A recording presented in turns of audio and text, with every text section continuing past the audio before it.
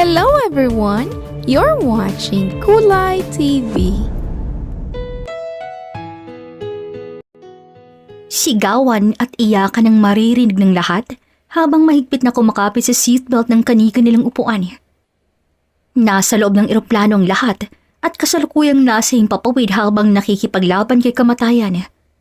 Malapit na nilang marating ang kanilang destinasyon, ngunit nagkaroon ng aberya ang eroplanong kanilang sinasakyan. Habang umiiyak ang mga bata at sumisigaw naman ang mga matatanda, ay kalmado lamang si Janice habang mahigpit na hinahawakan ang katabing anak na babae. Nananalangin lamang si Janice na sana'y makapaglanding ang kanilang sinasakyan nang hindi sila nasusugatan. "We're almost there, baby. Kapit ka lang kay mommy ha, at makakarating din tayo ng matiwasay." Bulong niya sa kanyang anak na patuloy pa rin sa pag-iyak. Hindi inakala ni Janice na mangyayari sa kanilang dalawa ng kanyang anak ang trahedya ng araw na yon. Kung hindi lamang sana siya pumayag sa utos ng kanyang asawa, ay baka natutulog lamang sila ng kanyang anak sa kanilang kama. Tumulo ang luha ni Janice nang maisip ang asawang naiwan sa kanilang lugar. Mayaman ang ama ng kanyang anak at naiintindihan niya kung bakit pinapalayo sila nito dahil hindi sila matanggap-tanggap ng ina nito. Napayakap si Janice ng mahigpit sa kanyang anak kahit umiiyak na rin siya. Naisip niya na simula nang magmahal siya ng mayaman ay puro kamalasan na lamang ang nangyayari sa kanyang buhay. Napapikit pa si Janice nang biglang pumasok sa kanyang alaala ang lahat ng pinagsasabi ng kanyang binan na babae. "Hindi ko matatanggap ang babaeng yan. Pati na ang batang kasama niya. Ayoko. Ayokong magkaroon ng manugang na wala man lamang may pagmamalaki sa akin. Palayasin ang babaeng yan. Kung hindi, kayo ang palalayasin ko rito." "Hindi niyo pwedeng gawin to sa amin ng apo ninyo. Wala na akong ibang mapupuntahan. Han, please, ipagtanggol mo naman kami sa mommy mo." Sorry, Janice. Pero hindi ko pwedeng suwayin si mommy. Kailangan niyong umalis ngayon din bago pa may mangyaring masama sa aking ina. Umiling si Janice upang mawala sa kanyang isip ang malditang binan, pati na ang kanyang asawa. Tumingin si Janice sa labas ng pindana ng eroplano at halos puro usok lamang ang kanyang nakikita. Nais na sanang mawala ng pag-asa si Janice, ngunit mabilis ang naramdaman ng malakas na tunog na nangyari sa baba ng eroplano. Nakapag-landing na pala sila, ngunit patuloy pa rin sa pagtakbo ang sinasakyan. Magsasalita na sana si Janice nang biglang naputol ang seatbelt ng kanyang anak at sa isang iglap lamang nawala sa kanyang tabi ang bata kahit pa hawak-hawak niya to. "Ang anak ko! Tulong! Tulungan yung anak ko!" Sigaw niya kahit alam niyang walang makakatulong sa kanya sa mga oras na yun dahil kanya-kanya ng lahat sa pagkapit. Parang sasabog na ang puso dahil sa takot at kabang nararamdaman ni Janice at mabilis na tinanggal ang seatbelt at tatakbo na sana palapit sa anak. Ngunit hindi pa man niya natatapos ang gagawin ay may isang lalaki ng mabilis na lumapit sa bata at nahawakan to. Base sa suot ng lalaki, ay isa ito sa crew ng eroplanong kanilang sinakyan. Lumingon-lingon ang lalaki at agad nagtagpo ang kanilang mga paningin. Hindi siya makapagsalita dahil sa takot at kabang nararamdaman. Ngunit kaagad naman itong nakuha ng lalaki at mabilis na lumapit sa kanya. "Nakapag-emergency landing na po tayo, ma'am. Kumapit po ko ng mahigpit. Dahil anumang minuto ay makakarating na rin po tayo ng matiwasay. Magtiwala lamang ho kayo." Sad nito at binigay sa kanya ang bata. Salamat! Diyos ko, maraming salamat!" Umiiyak na wika ni Janice at niyakap ang sariling anak. Tumango ang lalaki at mabilis bumalik sa pwesto nito. Matapos may seatbelt muli ni Janice ang anak, ay tumingin muli siya sa labas ng bintana. Napasinghap siya nang makitang dead end na ng kalsadang tinatakbuhan ng kanilang eroplano at anumang segundo ay sa dagat na sila papunta. Lalo pang natakot si Janice at hinanda ang sarili sa mangyayari. Hindi nga siya nagkakamali dahil napunta na nga sila sa dagat matapos lamang ang ilang segundo. Patuloy pa rin sa pagsisigaw ng mga tao at kaagad isinagawa ng mga crew ang drill na kanilang pinag-aralan kung sakaling mangyari ang ganong pangyayari. Sa oras na yon ay naggamit yun ng mga trabahante at niligtas ang mga pasahero kasama si Janice at ang kanyang anak na babae. Ang lalaking tumulong sa anak ni Janice ay ito rin ang lalaking tumulong sa kanilang mag-ina upang makalabas sa eroplano. Kinabisado niyang mukha nito dahil balak nang magpasalamat dito sa oras na makita niya itong muli. Maraming nasaktan sa nangyaring trahedya at kabilang na doon ang anak ni Janice. Ngunit nagpapasalamat pa rin siya dahil minor injury lamang ang natamo ng kanyang anak. Kaagad silang dinala sa ospital matapos maresponde ang lahat. Tanging maliit na bag lamang ang bitbit ni Janice at hindi na inisip ang iba pang gamit. Habang ginagamot ang mga sugat ng mga pasahero, naghihintay lamang sa labas ng emergency room si Janice at tinawagan ng kanyang asawa. Kaagad namang nagtagpo ang kanyang kilay nang hindi niya makontak ang sariling asawa sa oras na yon. Imposibleng hindi niya alam ang nangyari sa amin ngayon. Alam kong nasa balita ng eroplanong sinakyan namin. Answer the phone, June.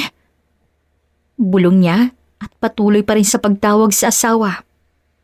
May taga-medyang lumapit sa kanya upang ma-interview siya, ngunit kaagad siyang umiling dito.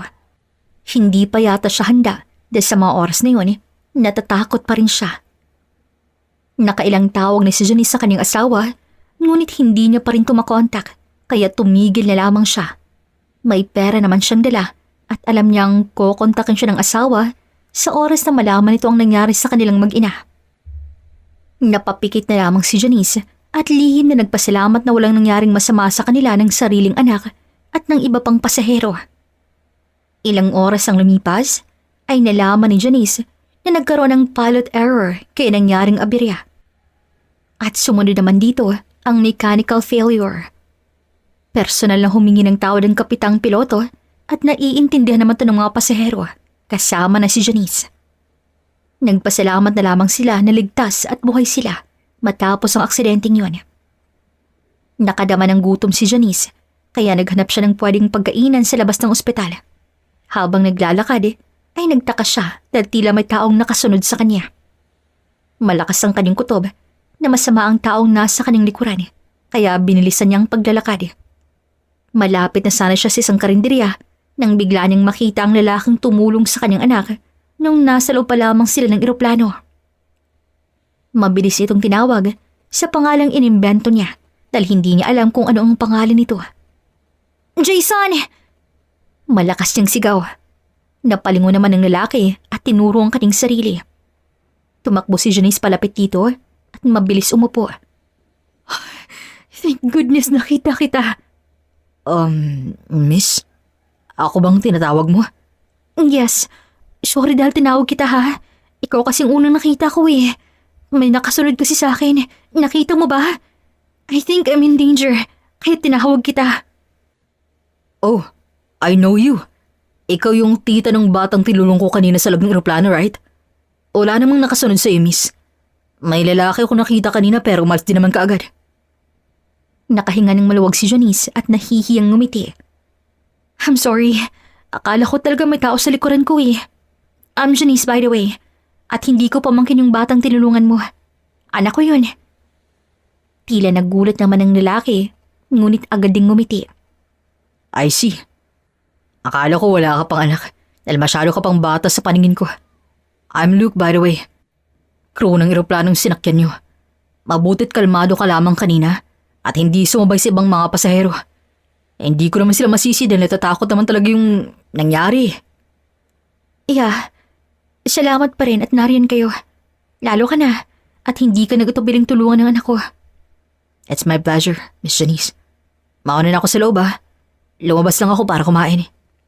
Sige, at susunod na rin ako. Ay, nagugutom na rin kasi ako eh. Tumango si Luke at ngumiti pa kay Janice isang pagkakataon. Napangiti na rin si Janice bago yumuko rito bilang paalam.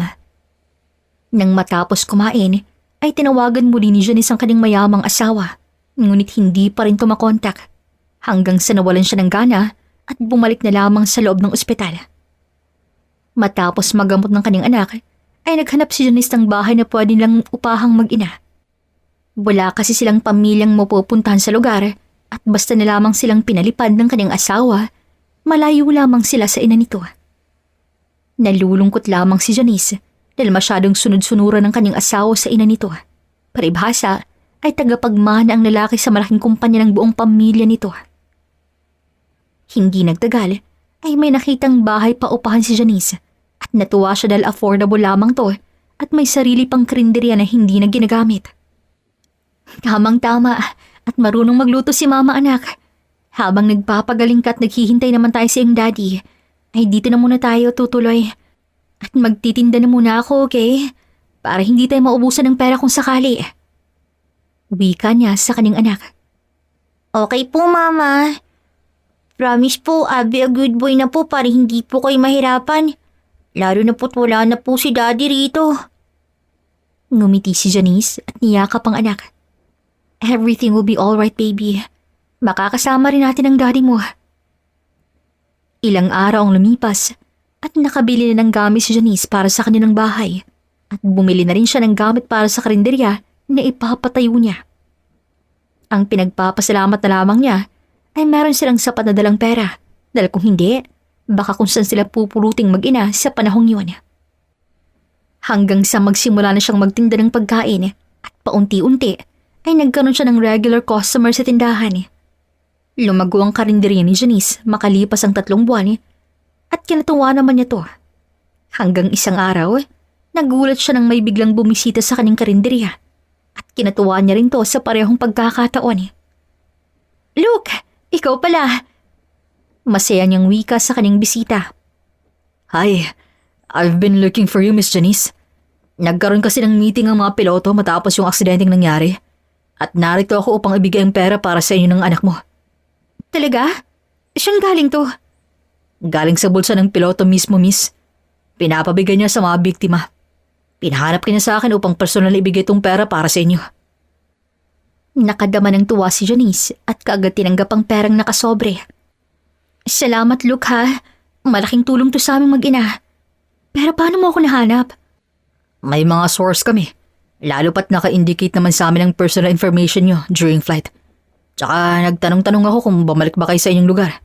Pero wala kayong record na lumipad muli. Salamat talaga.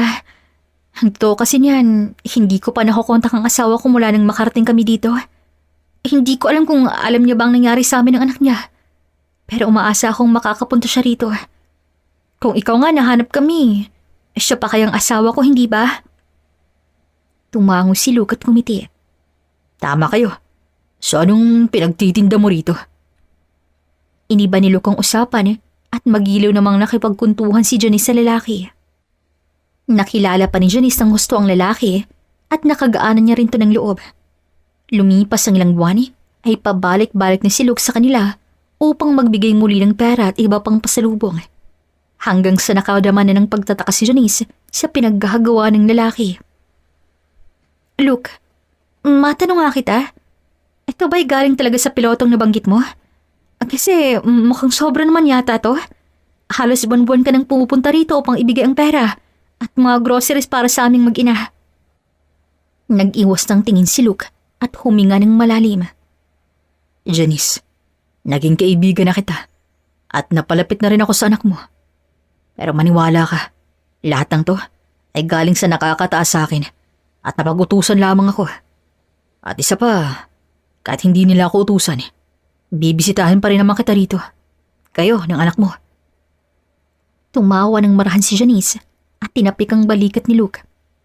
You're a good friend, Luke. Pero may asawa na ako. Alam kong mabait kang tao pero mahal ko ang asawa ko. I understand. Pero huwag ka nalang magtaka kung bibisitahin pa rin kita rito sa inyo, ha. Lalo na't regular akong inuutusan ng amo kong piloto. Nagtagpo ang kilay ni Janice sa narinig at lumapit pa kay Luke. Anong ibig mong sabihing hamon ng kaibigan mong piloto? Akala ko ba'y sa kanya galing to? Please, Janice, huwag ka na lamang magtanong. Ang importante para sa inyong mayan. Babalik ako rito sa susunod na buwan. Mag-iingat kayo rito. Malungkot nang umiti si Luke at hindi yun nakaligtas kay Janice. Bigla siyang nakaramdam ng kaba at kaagad nang isip ng masamang bagay. Unang pumasok sa kanyang isip ang kanyang asawang hindi man lamang kumukontak sa kanya mula nung umalis silang mag-ina. Nang makaalis na si Luke, ay mabilis tong sinundan ni Janice at nakita niya to papuntang airport. Hello mga kakulay! May nangunguha po ng audio ngayon. Just to remind you, you're listening dito sa Kulay TV channel. Kaagad na isip ni Janice na baka may biyahe si Luke kaya uuwi na sana siya. Ngunit kaagad na patigil ang kanyang paglalakad nang makitang isang pamilya na lalaking lumapit kay Luke. Ang kanyang asawa. Kilalang kilala niya to kahit medyo may kalayuan ng dalawang lalaki, lalo na at ito ang lalaking minahal niya. Nanginginig ang buong katawan ni Janice at dahan-dahang lumapit sa dalawang lalaki. Hindi pa man siya nakakalapit ng gusto ay lumapit ng isa pang lalaki at nakilala rin yun ni Janice. Siya yung piloto namin ah. Magkakilala silang tatlo? Bulong ni Janice at ipinagpatuloy ang paglalakad palapit sa mga to. Huminto si Janice at mabilis sumalikod nang akmang lilingon sa kanyang asawa. Rinig na rinig niya ang tawanan ng kanyang asawa at ng lalaking piloto. Good job, Luke. Alam kong maaasahan kita. Mabuti na rin to para hindi na sila umaasa sa akin. Saad ng kanyang asawa. Mabilis tinakpan ni Janice ang kanyang bibig at hindi alam kung anong gagawin sa oras na yon. Hindi siya nakagalaw sa kanyang kinatatayuan at patuloy lamang sa pakikinig. I feel sorry for them, sir. Umaasa ho ang asawa niyo na hahanapin mo silang mag-ina. Unti-unting humarap si Janice sa tatlong lalaki at hindi pa niya napapansin ng mga to. Tumawa lamang ang lalaki at tinapik muli si Luke. She's no longer my wife, Luke. At lahat ginawa namin ni Mama upang mawala siya sa landas naming mag-ina. You see, I'm still a good father to my daughter. Binibigyan ko pa rin sila ng pera kahit hindi nila alam. Sana sinabi niyo na lang po sa kanyang totoo, sir. Hindi yung dumating pa po kayo sa puntong halos tapusoy na po ang buhay nila kasamang ibang tao. Hanggang dito na lamang po ang pagsiservisyo ko sa inyo, sir. Ayoko nang dumagdag pa sa kasalanang ginawa ko sa walang kalaban-labang mag-ina. Mabilis umalis si Luke sa dalawang lalaki at napailing lamang ang asawa ni Janice. Anong plano mo, pare? Mukhang hahanap ulit ako ng ibang taong gagawa sa mga iuutos mo. Babalik ka na ba ng Manila? Saad naman ng piloto. Yes. Buntis na si Micah at kailangan ko na siyang pakasalan. Hindi naman kami totoong kasal ni Janice eh. Peneke ko lang lahat ng dokumento namin para lang pumayag siyang buntisin ko. Kaso nga, ayaw ni Mama. Kahit pa babaeng anak naming dalawa. Si Micah ang babaeng binigay ni Mama para sa akin. Okay lang din naman sa akin lalo na't maganda naman si Micah. Mas maganda pa kaysa kay Janice. Sabay muling natawa ang dalawang lalaki at tuloy nang bumagsak ang mga luha ni Janice sa narinig.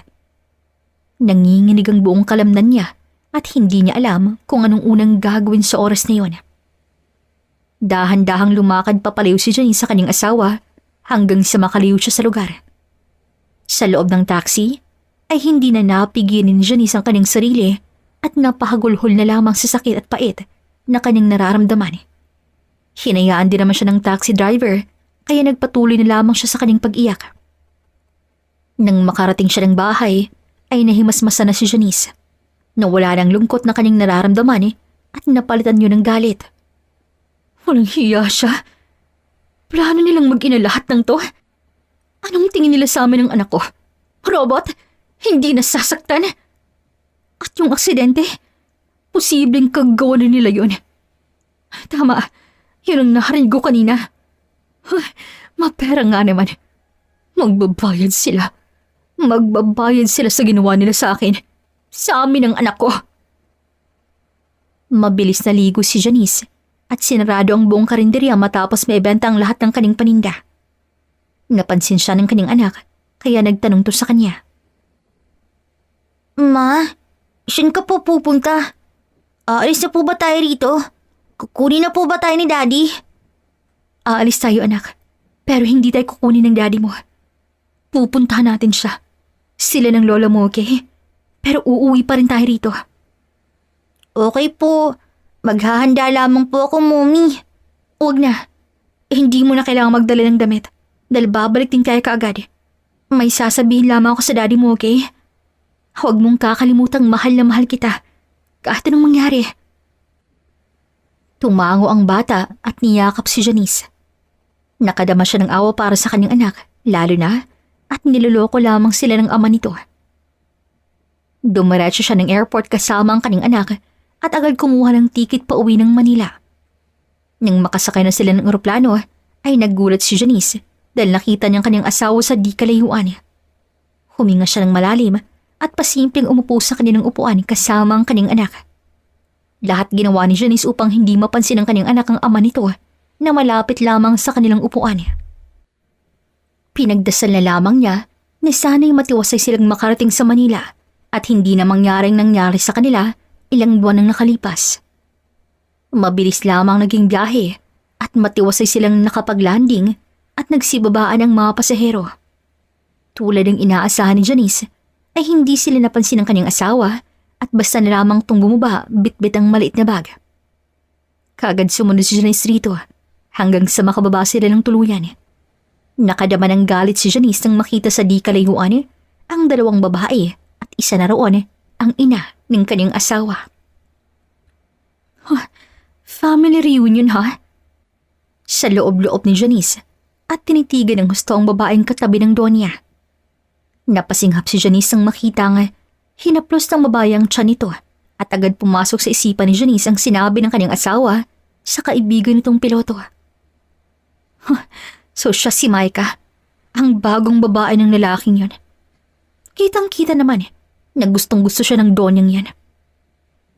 Wika ni Janice at hinawakan ng mahigpit ang kanyang anak. Hindi pa rin lumalapit si Janice sa tatlo at nanatili lamang nakatingin sa mga to nang biglang may humawak sa kanyang kamay. Lang lumingon siya rito ay si Luke palang humawak sa kanya. Kaagad nagtagpo ang kanyang mga kilay at mariing tiningnan si Luke. Bitawan mo ako, Luke. Bakit ka narito? Anong ginagawa niyo rito, Miss Janice? Bakit kayo lumipad pabalik rito? Nagkita na ba kayo ng asawa mo? Huminga ng malalim si Janice at inisip na hindi siya dapat maggalit dito. Napag-utusan lamang to ng kanyang asawang walang modo. I'm here to confront my husband, Luke. Pero iniisip ko kung tama bang gagawin ko. Lalo na't narito ang buntis niyang babae. Tama pala.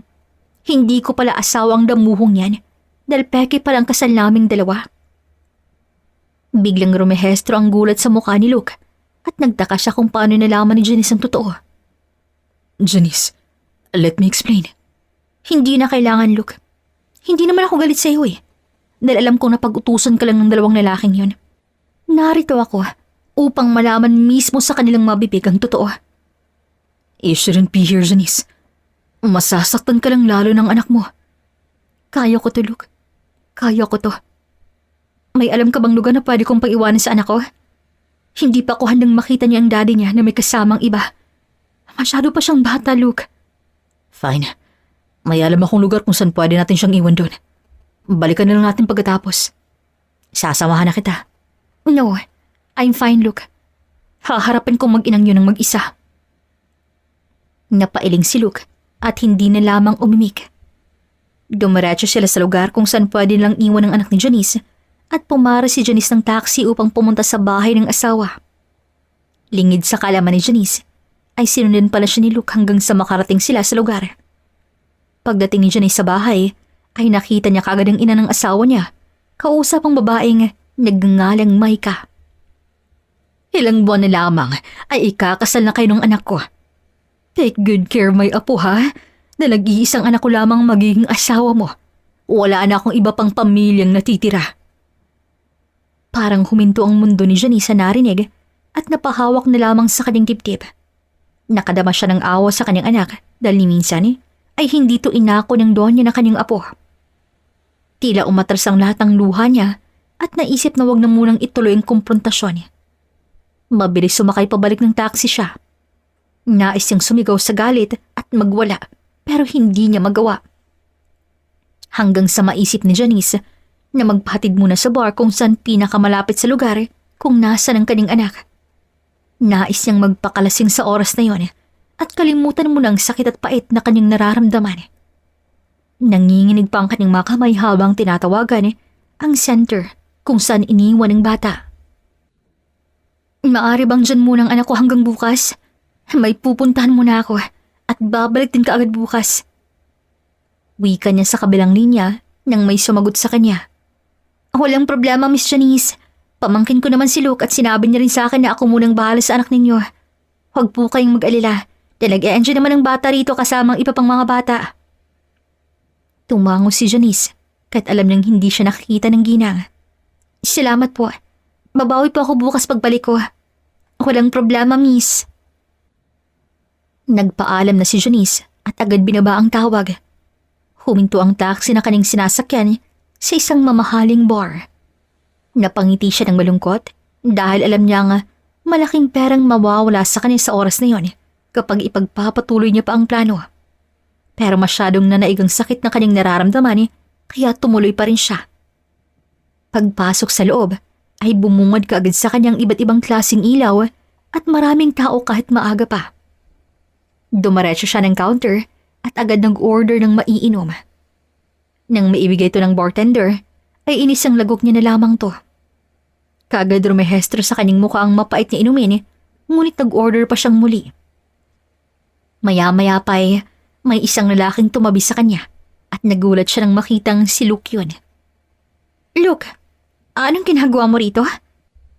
Napailing ang binata at kinuha ang basong may lamang alak na balak sanang inumin ni Janice at inisang lagok yun.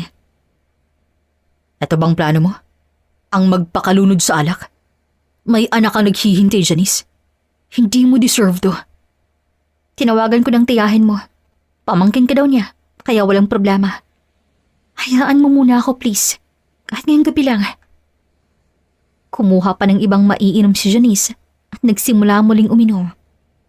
Napailing na lamang si Luke at sinabay na lamang si Janice. 9:00 pa lamang ng gabi nang makaramdam na ng pagkahilo si Janice at hindi na halos makatayo. Ayan, inom pa. Hindi naman pala kaya.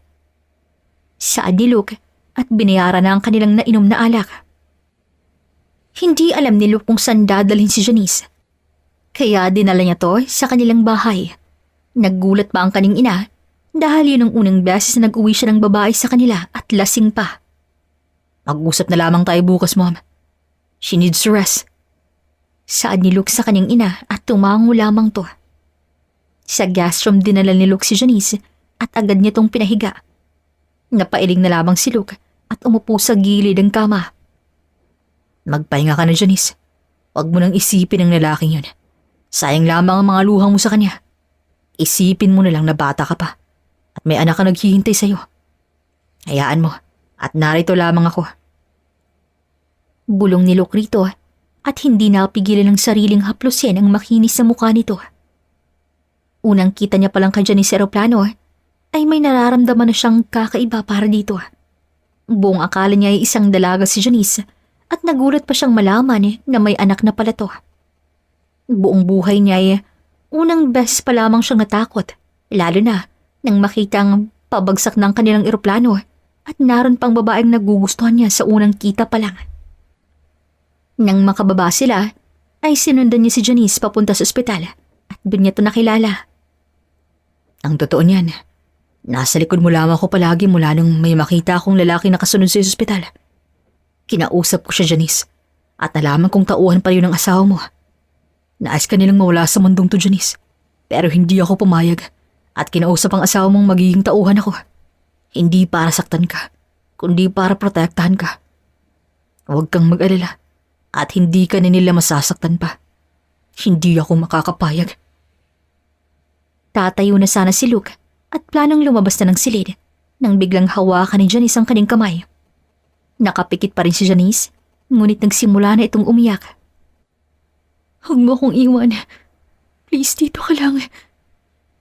Uwi ka ni Janice at agad namang bumalik sa pagkakaupo si Luke. Sige, hindi kita iiwan. Dito lamang ko hanggang sa magising ka. Nang makitang umiiyak pa rin to, ay niyakap na to ni Luke. Damang-dama niyang pait na nararamdaman ni Janice sa oras na yon. Hindi mo deserve ang lahat ng to.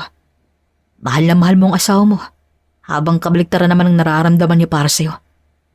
Kahit akong nasa sapatos mo, Janice, masasaktan talaga. Hindi napigilan ni Luke na halikan ng mga luhang lumalabas mula sa mga mata ni Janice. Ngunit bigla na lamang bumuka ang mga mata ng babae at kitang-kita nito kung gaano kalapit si Luke sa kanya. Hindi nakaimik si Luke at tinitigan lamang ang mga mata ni Janice hanggang sa namalayan na lamang nila na hinahalikan na pala nila ang isa't isa. Napahalinghing si Janice at ganon din si Luke sa unang pagkakataon. Wala siyang alam tungkol sa isang babae dahil minsan ay hindi pa siya pumasok sa isang relasyon. Gayunpaman ay hinayaan lamang ni Luke ang kanyang sarili kung saan siya dadalhin ng kanyang mga kamay. Naggulat pa si Luke nang makitang parehas silang walang sapot ni Janice. Ilang minuto lamang ang lumipas. Make love with me, handsome. Please, iparamdam mo sa akin na hindi ako nagkulang sa asawa ko para tatruhin niya ako ng ganito. Hindi ko deserve to, right? Hindi ko deserve na masaktan ng ganito. Umiiyak na wika ni Janice at napayakap na lamang si Luke dito. I won't say no, Janice. Lalo pat gusto kita. Ipapadama ko sa'yo ang pagmamahal na hindi mo naramdaman sa asawa mo. Sagot ni Luke at binalikan ng mga labi ni Janice. Kapwa nagiinit ang kanilang mga katawan sa gabing yun. Tila naramdaman ni Janice na bumalik siya sa pagkadalaga at si Luke ang unang lalaking nakasama niya. Kinabukasan, nagulat si Janice nang makitang pareho silang nakahiga ni Luke at tulog na tulog pang lalaki. Impit siyang napasigaw at dahan-dahang tumayo at pinulot ang kanyang mga damit sa sahig. Ay, goodness, Janice. May problema ka pang haharapin. Pero eto, gumagawa ka na naman ng isa pang problema. Paano ako napunta rito? Sigaw niya sa kanyang isipan at mabilis nagbihis sa harap ng natutulog na lalaki. Ilang segundo lang ang lumipas ay dahan-dahan naglakad palabas ng kwarto si Janice. At nang makakita ng pintuan palabas ng bahay, ay tinakbo niya na yun. Nakahinga lamang siya ng maluwag nang makalabas siya ng bahay at nagulat pa siya sa ikalawang pagkakataon nang makita kung gaano kalaki ang bahay na kanyang nilabasan. Bahay ba to ni Luke? Grabe, mas malaki pa ang bahay nila kaysa sa damuhong niya na. Wait, anong oras na? Ang anak ko! Mabilis tumakbo si Janice palayo sa malaking mansyon at tumawag ng taxi. Nagpatid din siya kaagad papunta sa lugar kung saan niya iniwan ang anak. At agad kumuha ng tiket pabalik sa probinsya kung saan sila nakatira. Nakahinga ng maluwag si Janice nang nasa himpapawid na sila ng kanyang anak at agad inisip ang posibleng nangyari sa kanilang dalawa ni Luke. Ngunit kahit anong pag-iisip niya ay wala siyang maalala. Ay, ayoko na talagang uminom ng alak. Grabe, nakaka-amnesia pala talagang alak. Bulong niya sa kanyang sarili at niyakap ang natutulog niyang anak. Pagdating sa probinsya ay hindi na muna sila dumiretso sa pag-uwi at pinasyal lang muna ni Janice ang kanyang anak sa mall. Pakiramdam niya isang taon silang nagkawali ng kanyang anak at kailangan ng bumawi rito ng bongga. Thank you po, Mama, for these toys po and new clothes. But where is Tito Luke? Miss Vivian told me na he's my tito and soon to be my daddy daw po. Saad ang bata habang pauwi sila. Gulat na gulat naman si Janice at inisip na baka ang tiyahin ni Luke ang tinutukoy ng bata. Baby, hindi ganun yun. May daddy ka anak, hindi ba? But he's not here. Si Tito Luke lamang pong bumibisita sa atin. That's why I like him more than Dad. Don't say that, baby. Bata ka pa at wala ka pang alam sa mga nangyayari. I'm not a kid po. I'm 3 years old already. I want to see Tito Luke and say thank you for making me happy po, Mama. Napatulala na lamang si Janice dahil pati siya'y hindi maintindihan ang pinagsasabi ng kanyang anak. Pagdating nila sa kanilang bahay na inuupahan, ay umusbong ang kaba sa dibdib ni Janice nang makita ang kanyang binan kasama ang ama ng kanyang anak. Ngunit imbis na matakot, ay tinataga ni Janice ang sarili at taas noong hinarapang mag-ina. Anong ginagawa niyo rito? Narito kami upang sabihin sa iyo ang totoo, Janice. Saan ka ba nang galing? Totoo bang pinuntahan mo kami sa Manila? Uwi ka ng Donya na hindi man lamang tumitingin sa apo nito. Tumawa si Janice ng marahan at kinarga ang bata. At bakit naman namin kayo pupuntahan? Dahil akala ninyo maghahabol kami sa ama ng anak ko? Isang malaking pagkakamali na nakilala ko kayo, lalo ng anak ninyo. Pero hindi ako nagsisisi na dumating sa akin ang anak ko. Wala na kayong dapat sabihin sa akin dahil alam ko na ang totoo. Alam kong pekeng kasal naming dalawa ng anak mo. At ngayon ko lamang naisip na dapat pala nagpasalamat ako.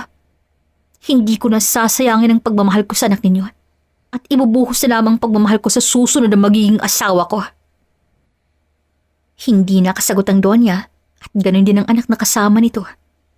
Kalimutan na nating lahat ng oras na to at kalimutan na nating magkakilala tayo.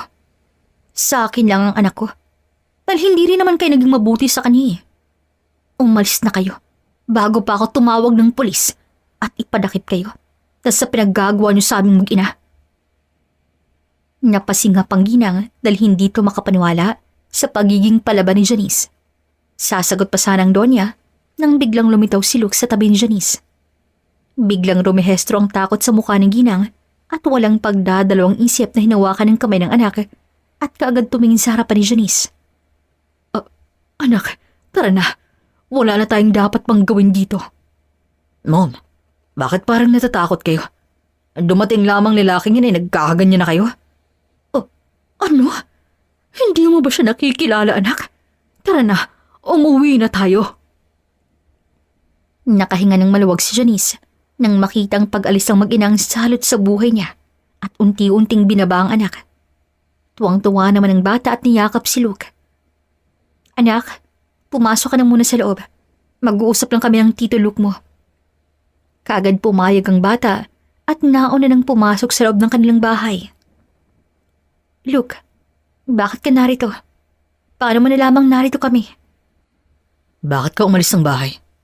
Hinanap kita pagising ko dahil bala kong ipakilala kay mama. Pero wala ka na sa tabi ko. Napailing na lamang si Janice at huminga ng malalim. Hindi ko alam kung anong nangyari sa ating dalawa sa gabing yun, Luke. Pero isa lang masasabi ko sa iyo. May anak na ako at hindi pa ako handang pumasok sa isang pangrelasyon. Paano mo nasabi yan? Yung nangyari sa atin ang isa sa pinaka hindi ko makakalimutang pangyari sa buong buhay ko. At huwag mong itulad sa peke mong asawang lahat ng lalaki na kilala mo, Janice. Dahil naniniwala pa rin ako na may isang taong nakatakda para sa atin. Ang nangyari sa inyong lalaking yun ay senyales na hindi kayo ang para sa isa't isa. Malay mo, ako na palang lalaking nakatakda para sa iyo. Tutulungan kita, Janice. Tutulungan kitang maging handa at maghihintay ako kung kailan mo gusto. Just let me love you and your son. Please. Excited na si mamang makilala ka. Napaiyak na lamang si Janice sa tuwa at niyakap si Luke. Lumipad ka ba talaga rito upang sabihin sa akin yan? Paano kung pati ikaw paglaruan tong puso ko? Ayoko nang masaktan pa, Luke. Hindi lamang ako narito upang sabihin sa iyo mga to, Janice. Nais kong bumalik tayo sa kay mama at ipapakilala na kita. Ayokong magsayang ng oras. Talhanda akong samahan ka hanggang sa maghilom ang mga sugat dyan sa puso mo. Bakit sobrang bait mo sa akin? Bukod sa mahal mo ako, Luke. Hindi mo ako narinig nung lasing ka? Hindi. At wala akong maalala. Talaga? Ibig mo bang malaman ng totoo? Oo naman, Luke. Gusto ko malaman kung bakit mo kami pinangangalagaan. Sa loob pa lamang ng eroplano ay tinamaan ako ng Cupido, Janice. Kahit sobrang nakakatakot sa oras na yun, ay nakuha pang tumibok ng aking puso sa isang babae. Ngunit masyadong mapagbiro ang tadhana dahil kinausap ako ng aking kapitang piloto at may pinagawa to sa akin. Naiinis ako sa peke mong asawa, Janice, dahil masyadong matigas ang kaning mukha para gawin sa inyong lahat ng to. Bukod sa mahal kita, ay nakaramdam din ako ng awa sa inyong dalawa ng anak mo. Kaya hayaan mo kong alagaan kayong dalawa, Janice. Kung ganun, may alam ka ba sa lalaking sumunod sa akin sa gabing tinawag kita sa hindi mo pangalan? Oo. Nalaman ko rin mismo sa gabing yun. Natauhan yun ng peking asawa mo. At nais ang mawala kayo ng tuluyan sa gabing yun. Pasensya ka na kung bakit ko ngayon lamang sinabi to sa Janice. Nais lamang kitang protektahan. At nais kong hindi mapuno ng takot ang puso mo. Walang hiya talagang lalaking yun. Masyado siyang demonyo para gawin ang ganung bagay sa aming mag-ina. Sarili niyang anak handa niyang ipahamak alang-alang sa bagong babae niya at sa nari niyang walang puso. Makikita nila, lalabanan ko sila, Luke. Huwag kang mag-alala. At alam kong hindi ka nila palalapitan. Napatango na lamang si Janice at lihim na nagpasalamat sa pagdating ni Luke sa kanilang buhay. Pinatuloy ni Janice si Luke sa bahay ng kanyang inuupahan at doon na rin to natulog. Tahimik lamang ang dalawa habang pinapatulog ni Janice ang kanyang anak. Malalim na ang gabi at hindi pa rin makatulog ang lalaki kaya dahan-dahan tong tumayo. Hindi pa man to nakakalakad ay nagulat to nang bigla siyang hinawakan ni Janice sa kanyang kamay. Janice, gising ka pa pala? Saan ka pupunta? Hindi ka rin ba makatulog? Oo eh. Gusto mong magkape? Ipagtitimpla kita. Gatas na lang siguro. Baka lalo pa kung hindi makatulog kapag kaping iinumin ko eh. Sige, halika na sa kusina. Sabay na pumunta ng kusina ang dalawa at agad namang naghanap ng maiinom na gatas ang lalaki. Hindi pa man siya tuluyang nakakapagtimpla ay nagulat siya nang bigla siyang yakapin ni Janice mula sa likuran. Para sa nangyakap na yan? Wala naman, Luke. Nais ko lamang pasalamatan ka dahil swerte ka man ng anak ko mula nang makilala ka. Ikaw ang lalaking nagligtas sa anak ko at ikaw ang lalaking naging sandigan ko. Kaya salamat. Hindi ko alam kung paano kita pasasalamatan. Nais mo ba talaga akong pasalamatan? Oo naman. Nais mo ba ng pera? Meron ako ritong naipong pera. Hindi na nga natapos ni Janice ang balak niyang sabihin dahil sinila siya ni Luke ng halik. Napapikit na lamang ang babae at napahawak na rin sa damit ng binata. Halos nakagawa pa ng ingay ang dalawa sa kusina dahil bigla na lamang kinarga ni Luke si Janice at pinaupo sa ibabaw ng mesa. Mabuti na lamang at hindi nagising ang anak niya. Kaya tuloy-tuloy lamang halikan ng dalawa. Habang nakaupo si Janice sa ibabaw ng mesa, ay nakahawak naman si Luke sa kanyang bewang hanggang sa maramdaman niya ang pagbaba ng halik ni Luke sa kanyang leeg. Teka Luke, huwag dito't baka magising ang anak ko. Nakakaya naman kung makita niyo tayo rito sa kusina. Nais mo bang pumunta sa ibang lugar, sweetie? Pero ayokong iwan ng bata. Napagtanto ni Janice na tama ang lalaki, kaya ngumiti na lamang siya at siya na mismong humalik rito. Napapapikit na lamang sila pareho at ginawa ang lahat upang hindi sila makagawa ng ingay para hindi magising ang bata. Sa gabing yun ay muling may nangyari sa dalawa. Ngunit sa puntong yun ay hindi nalasing si Janice kaya alam niya ng lahat ng nangyari sa kanilang dalawa ni Luke. Kinabukasan ay nagtaka si Janice dahil naaamoy niya ang mabangong pagkain sa loob ng kanilang inuupahang bahay. Nang akmang tatayo na sana siya sa kama ay nagulat siya dahil nakita niya si Luke na papalapit sa kanya habang daladala ang isang tray ng pagkain. Breakfast in bed, sweetie. Huwag ka na munang magbukas ng karindila ngayon dahil ipapasyal ko kayong dalawa ng anak natin. Anak natin, Luke? Oo, sweetheart. Simula ngayon ay ako ng tatay yung ama ng iyong anak. Wala namang kwentang ama ng batang yun ay hayaan mo ako magpakama sa kanya. Pwede ba yun, sweetheart? Napaiyak na lamang si Janice at agad niyakap ng mahigpit ang binata. Oo naman, Luke. Maraming salamat sa pagmamahal mo sa amin. Sobrang swerte ko talaga mula nang dumating ka sa amin ng anak ko. Huwag mo nang sabihin yan, sweetie. Sa ating dalawa, ako ang swerte. Kaan ka na at maghanda na rin pagkatapos. Ako nang bahala sa bata at pinakain ko na siya. Napangiti na lamang si Janice at masayang kinain ang pagkaing hinanda ng binata para sa kanya. Sa uning pagkakataon ay nakaramdam siya ng ginhawa. Hindi niya luwas maisip na pwede palang maging masaya sa piling ng ibang lalaki. Busog na busog tuloy si Janice dahil sarap na sarap siya sa simpleng pagkaing hinanda ni Luke. Pagkatapos kumain ay agad naghanda si Janice. Ngingiti-ngiti pa siyang makitang nakahanda na rin ang kanyang anak kasama si Luke. Para tuloy mag-ama kong tingnan ng dalawa habang hinihintay siya. Makalipas ang ilang minuto ay nagtungo na sila sa isang mall at doon hinayaan ng dalawang maglaro ng husto ang batang babae. Napangiti na lamang si Janice at dahan-dahang sumandal sa bisig ni Luke. Thank you, Luke. Baby, ilang thank you na ba yan? Huwag kang mag-alala dahil may nakaplano pa akong gawin para sa inyong mag-ina. Anong plano mo sa amin, Luke? Plano kong ibalik kayong dalaw sa Manila. Ha? Bakit? Ayoko nang bumalik sa lugar na yun, Luke. At alam mo kung bakit. Ayokong makitang pagmumuka ng mga taong nanakit sa aming dalawa. Hindi kita pipilitin, Janice. Pero kailangan mong harapin ang problema. Dahil alam natin pareho, hindi pa tayo tapos sa peke mong asawa. Tsaka hinahanap ka ni Mama sa bahay. Hindi kasi kayo nagkausap nung naroon ka eh. Nakilala na ako ng mama mo? Pero lasing ako noon. Hindi ka pa niya kilala. Pero importante sa kaning makilala at makausap ka sa personal. Dahil ikaw pa lamang babaeng dinala ko sa bahay. Kung ganon, kailan mo planong lumuwas ng Manila? At nang makilala ko na rin ang mama mo? Sa susunod na buwan kung maaari. Marami rin kasi akong asikasing trabaho dun eh. Tumango lamang si Janice, kahit ang totoo ay nagdadalawang isip siya dahil natatakot siyang makita ang ama ng kanyang anak.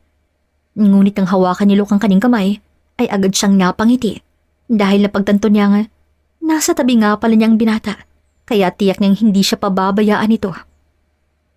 Huminga na lamang ng malalim si Janice at binalik ang tingin sa kanyang anak na naglalaro. Alam niyang lahat ay kaya niyang harapin, alang-alang sa nag-iisa niyang anak. Mabilis ang paglipas ng buwan at lumipad na rin pabalik ng Manilang mag-ina kasama si Luke. Dumaretso sila sa bahay ni Luke kung saan siya dinala nito nung lasing na lasing siya. Napasinghap tuloy si Janice ang makita niya sa di kalayuan ang kwarto ni Luke kung saan unang may nangyari sa kanila. Agad siyang nag-iwas ng tingin at agad napatingin si isang ginang na papalapit sa kanya. Welcome home again, Iha. Magandang araw po, Ma'am. Mama, tawagin mo akong Mama Iha. Sobra akong natutuwa sa wakas. Nagbalik ka rito sa pamamahay ko. Luke, anak, tumawag ang daddy mo at sinabi niya sa akin nasibak na sa pwestong kapitan na sinasabi mo. Ito na bang anak mo, Janice? Hindi nga pala ako nakapagpakilala sa ng maayos. Ako si Mrs. Tan at akong may-ari ng ilang airport sa probinsya. Agad na tulala si Janice na kanyang nalaman. Hindi siya makapaniwala na may-ari pala ng paliparan ng ginang dahil buong akala niya ay simpleng tao lamang kanyang kaharap. Agad siyang napatingin kay Luke na napakamot lamang sa kanyang tabi na tila ba nahihiya to sa sinabi ng kanyang ina. Kung ganun, Luke, mas mayaman pa pala kayo kaysa sa pamilya ng peke kong asawa? Sorry kung nabigla ka yata ni Mama. Ang totoo ay intern pa lamang ako sa sarili naming negosyo at kumpanya. Ako na rin ang bahala kung saan ako magtatrabaho. Kaya mo ako nakita sa loob ng eroplano, sweetheart. Kaya ba natakot si ang bruha kong binan? Dahil nakilala ka niya? Pero bakit hindi ka kilala ng anak niya? Dahil hindi talaga ako nagpakilala sa kanila, Janice. Nais kong makilala nila ako bilang simpleng lalaki. Ngunit ngayon, napagtanto kong kailangan din pala nila akong makilala ng ibang tao kung sino talaga ako. At yung kapitan na kaibigan ng peke mong asawa, pinasiba ko na siya. At kung hindi nila ito sisibakin, ay mawawalan sila ng airport. Oh my, hindi mo naman kailangan gawin yun, Luke eh. Lahat ay kailangan at kaya kong gawin, Janice. Para sa'yo at sa bata, ganun ko kayo kamahal. Napayuko ni lamang dalaga habang tumikhim naman ang ginang. Nasabi niya sa akin ni Luke ang lahat ng nangyayari, anak, at suportado ko ang plano niya. Hindi pwedeng basta ka na lamang tapak-tapakan ng mga taong yon. Salamat po sa inyo. Maraming salamat po talaga. Hindi ko alam kung anong nagawa ko noon, kung bakit ako pinagpala ngayon na kilala kayo. Hayaan niyo po at babawi ho ako sa inyo. Huwag mo na yung isipin, anak.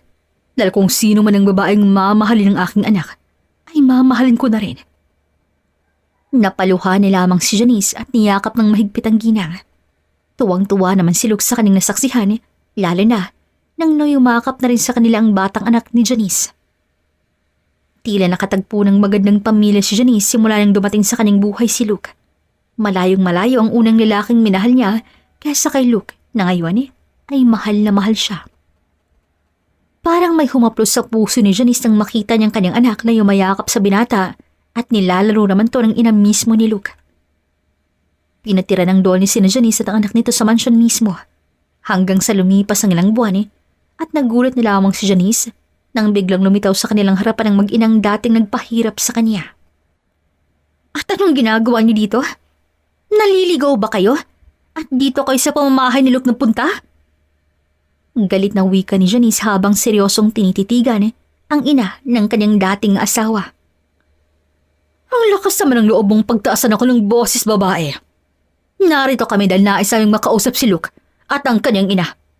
Hindi pwedeng basta nyo na lamang bawiin sa amin ang aming kumpanya. Umalis kayo rito bago niyo pa makaharap si Mama.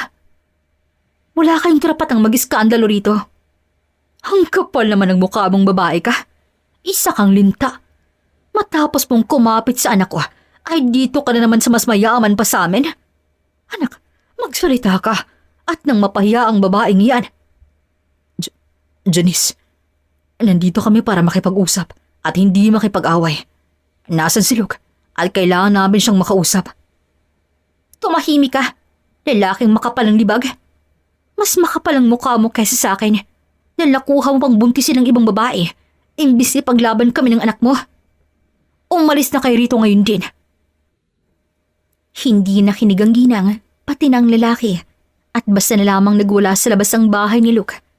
Hindi naman nagtagal, ay lumabas ang ina ng binata at kalmadong humarap sa panauhin.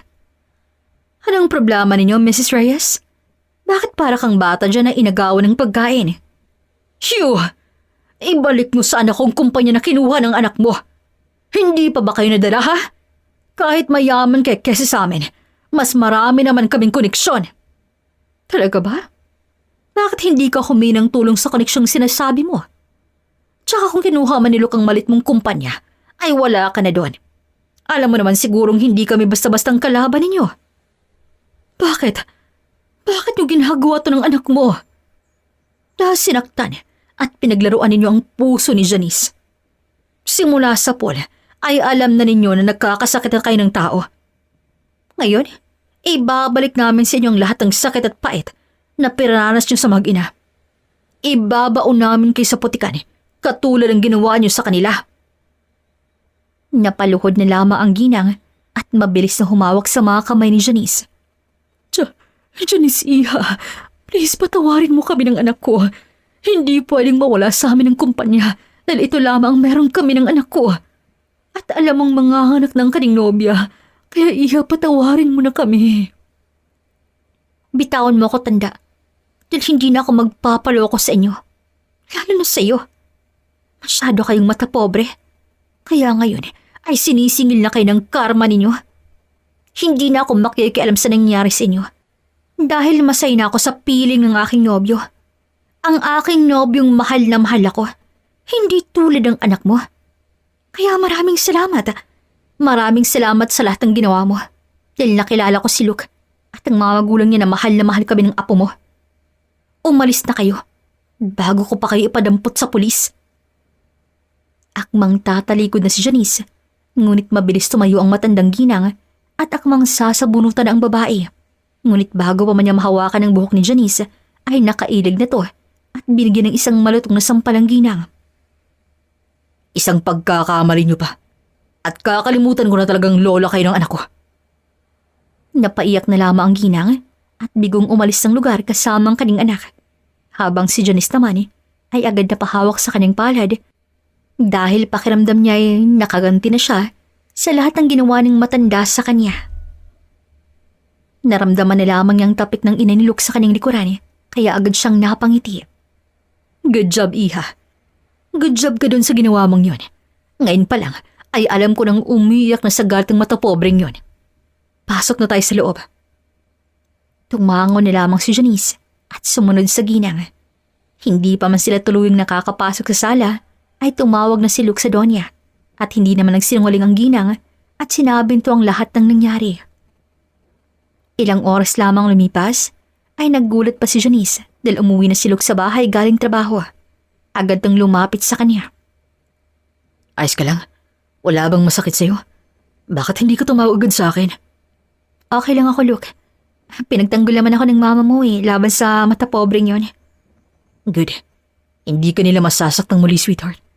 Lalo nga na ngayong inuubos ko ng lahat ng meron sila. Hindi na lamang sumagot si Janice dahil kontento na siya sa lahat ng nangyayari ngayon sa unang nilaking minahal niya. Niyakap na lamang niya si Luke at nangako sa kanyang sarili na mamahalin at iingatan niya ang puso ng binata dahil bihira lamang makatagpo siya ng katulad nito. Makalipas ang ilang buwan, pinakilala ni si Luke bilang tagapagmana ng kumpanya at iba pang negosyo ng kanyang mga magulang. Sa harap mismo ng mga tauhan ni Luke, ay pinakita nito kung sinong mag-ina sa kanyang buhay. Hindi pa manatapos ang seremonyas, ay biglang lumuhod ang binata sa harap ni Janice at agad nang nilabas ang singsing na binigay sa kanya mismo ng kanyang ina. Janice, mahal. Alam kong may takot ka pa rin nararamdaman ngayon sa iyong puso. Alam kong natatakot ka at baka maulit muling nangyari sa iyo sa unang lalaking minahal mo. Pero ngayon pa lamang ay pinapangako ko na sa iyo na hindi ka na masasaktan pang muli. Sa harap mismo ng maraming tao ay handa akong ipagsigawan sa iyo na mahal kita. Mahal na mahal ko kayo ng anak mo, Janice. At sana handa kang pakasalan ako. At handang-handa na akong iharap ka sa altar at mangako sa Diyos na mamahalin at poprotektahan kita hanggang sa dulo. Janice, mahal. Tanggapin mo sana ang singsing na to. Nabigay pa mismo ni Mama. At nais niyang ipasa ko to sa'yo bilang pagtanggap niya na parte na kayo ng aming pamilya.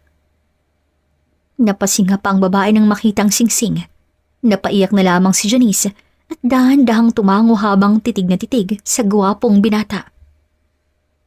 Hindi mo na kailangang itanong yan, Luke. Dahil alam mo at ramdam mo na mahal ka rin namin ng anak ko. At handa akong pakasalan ka. Dahil alam kong hindi mo ako sasaktan at pahihirapan. Nabigo man ako sa unang lalaking aking inibig. Naniniwala kong hindi na ako mabibigo sa ikalawang pagkakataon. Magpapakasal ako sa Luke, kahit sang simbahan pa yan. Agad pumalakpak ang mga taong nakasaksi sa kanilang pagmamahalan. Naiiyak naman ang ina ni Luke dahil sa tuwa at malakas sa pumalakpak para sa dalawa. Tuwang-tuwa ang ginang dahil alam niyang magiging mabuting ama't asawang kanyang anak at mabuting babae rin ang kanyang magiging manugang. Nangako ang ginang na mamahalin niya si Janice, pati ng anak nito, at ituturing niyang kauna-unahang apo na dumating sa kanyang buhay. Habang nagsasaya ang buong pamilya, ay lugmok na lugmok naman ang pamilyang dating sumira sa buhay ni Janice. Tila na wala na parang bula ang lahat ng pinaghirapan nila at bumalik sila sa dati. Naghihirap ang pamilya ng dating asawa ni Janice at iniwan pa sila sa pangalawang babae nito. At inilayo sa kanilang bata. Ngayon ay hindi matanggap ng lalaking nangyayari sa kanyang buhay, lalo na't masaya na ang buhay ngayon ni Janice kasama ang fiancé nito. Halos araw-araw, naglalasing ang lalaki habang nagkukulong naman sa kanilang bahay ang ina nito mismo dahil sa hiyang nararamdaman. Kaya isang araw, bumalik ang lalaki sa bahay ni Luke kung saan nakatira si Janice at ang anak nito. Ilabas niyo si Janice! Ilabas niyo siya!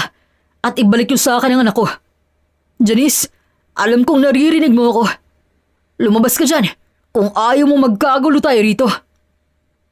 Sunod-sunod namang lumabas ng bahay si Janice kasama si Luke at ang mga magulang nito. Umusbong ang galit sa puso ni Janice nang makita niyang muli ang pagmumuka ng dating lalaking nagpahirap sa kanya.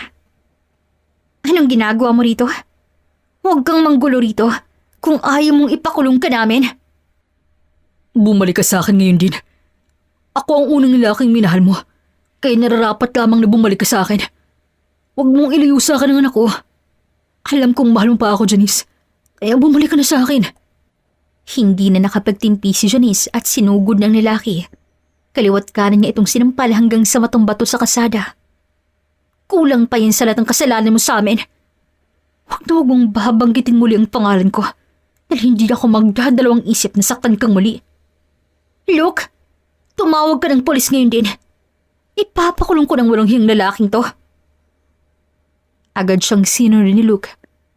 Ilang minuto lamang lumipas ay dumating na rin ang mga polis at agad dinampot ang lasing na lalaki. Mas lalo pa tong nagwala nang posasyon siya ng kapulisan at agad ipinasok sa sasakyan. Napailing na lamang si Janice at huminga ng malalim nang maramdaman ang mahigpit na paghawak ni Luke sa kaning kamay. Ayos ka lang ba? Okay lang ako, Luke.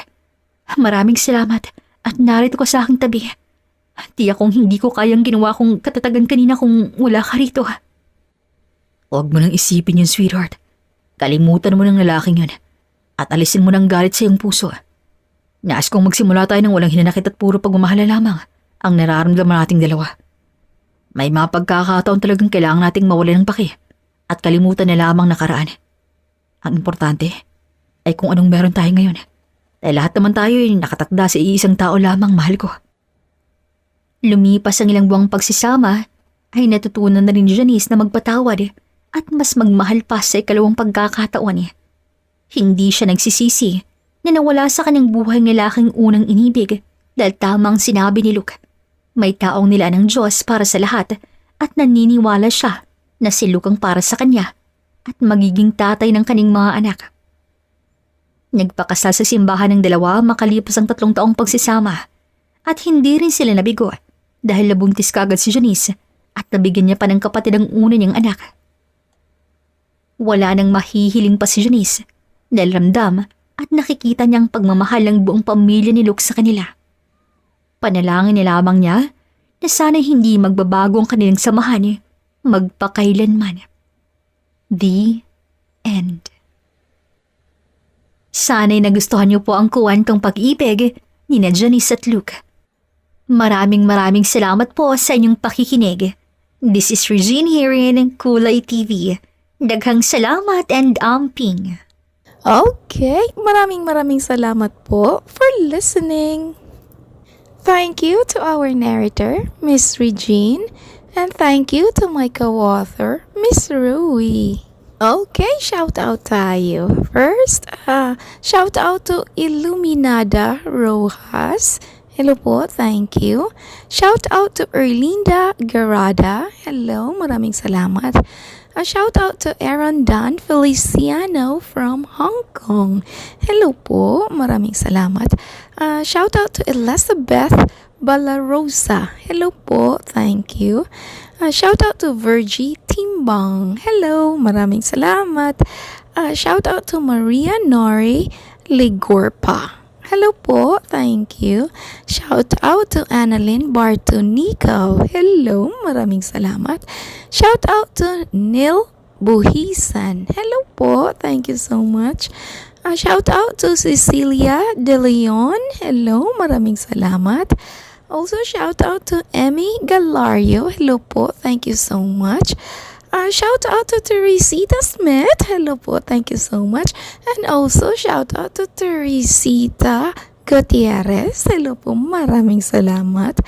And last but not least, a shout out to Melanie Gaza Halayahay from Kuwait. Hello, maraming salamat. Kumusta po dyan?